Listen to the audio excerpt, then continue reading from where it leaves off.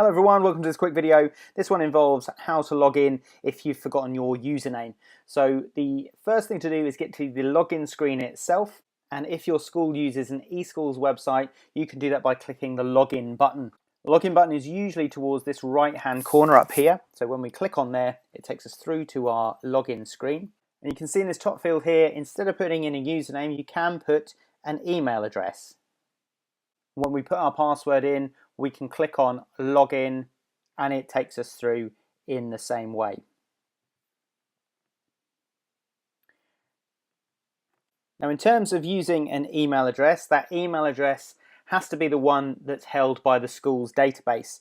If it's not that one, then you won't be able to log in because there's nothing to verify you against the details that the school already has. Another point to mention is that your email address must be in that database just the once, so that the system can identify you as an individual. What some schools do is they will put the email address of the parent against the student's record as well, in which case that email address is in their system twice, and again it won't allow you to get through because it can't identify you as an individual.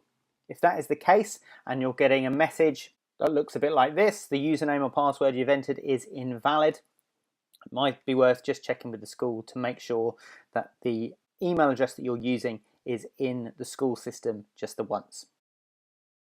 Now, also with your email address, you can click on this button here that says I've forgotten my password. If you click on there and put your email address in and click on submit, that will send you through some details on how to reset your password via email. So if you've forgotten your password at all, you don't have to call the school, you don't have to call eSchools, you can just reset it yourself. Again, that email address has to be valid, it has to be the one that's in the school database, and it needs to be there once.